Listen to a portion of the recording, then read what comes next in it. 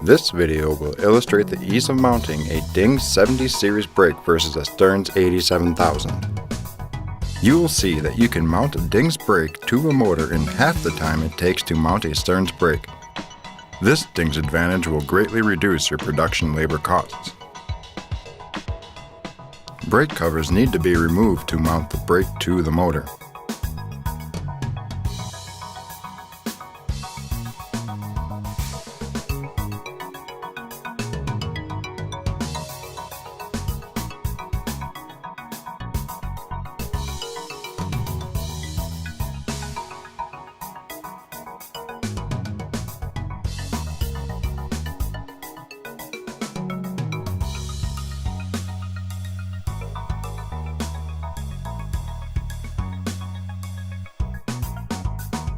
Brake hubs are mounted to the motor shaft with a key. The hub must be located a specific distance from the motor face and the set screws must be tightened.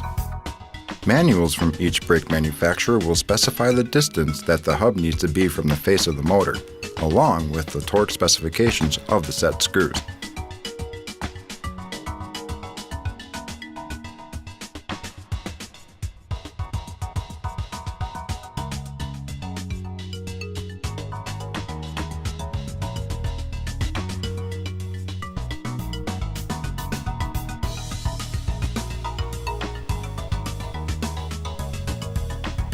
At this point, the Dings brake can be mounted to the motor shaft. The friction disc splines are aligned with the hub splines and the brake is attached to the motor face. The mounting register will align the brake to the motor.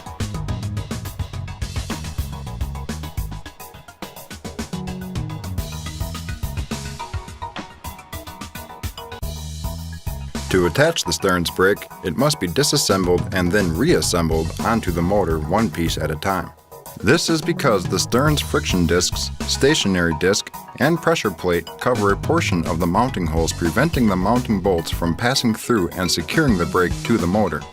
For this reason, the Stearns support plate assembly needs to be removed by removing the 3 cap screws that hold the plate assembly to the end plate.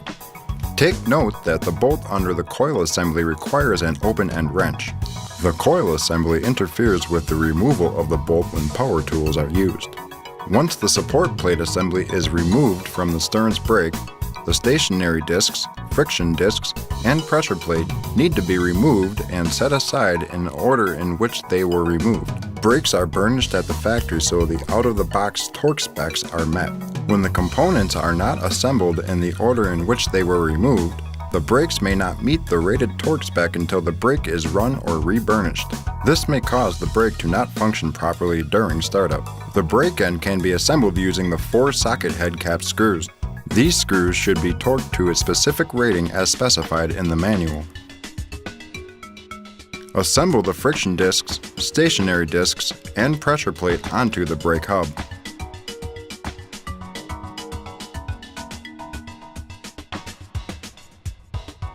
At this point, you can mount the brake assembly onto the brake bracket using the 3 cap screws.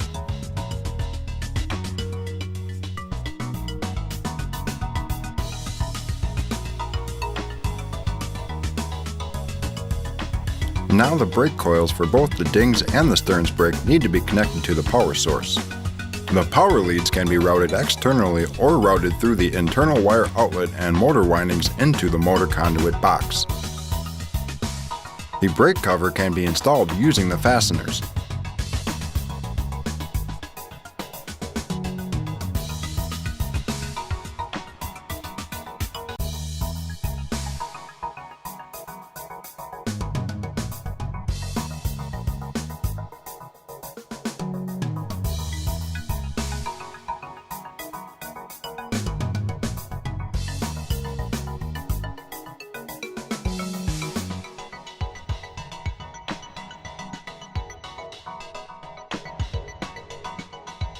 On the Stearns brake, the release knob needs to be installed.